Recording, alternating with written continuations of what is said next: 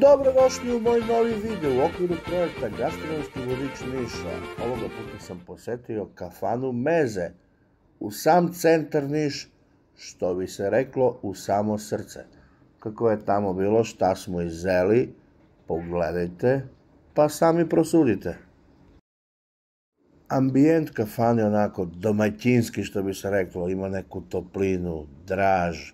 Prosto mamka da sednete i poručite nešto, a ne samo i ambijent, nego i osoblje, bate, preduzimljivo, predusetljivo, ljubazno, sluša, donosi ono što mu kažete, ne pravi se pametno, znači pravi niški merak.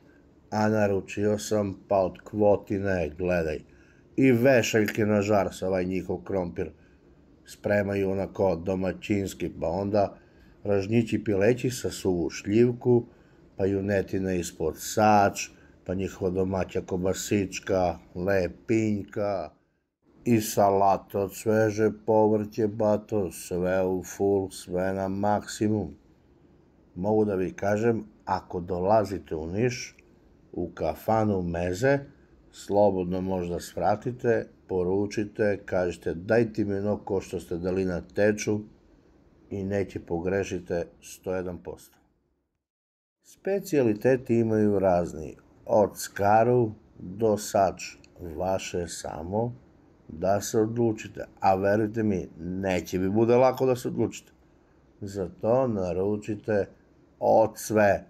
Kaži, daj ti od sve pomalo za prvi put, da ja vidim, da znam šta ću da probam sledeći put, jer ćete sledeći put sigurno da se vratite.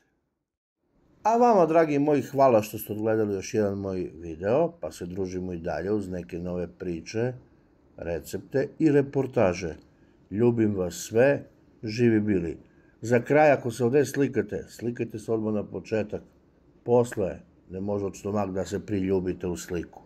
Prijatno!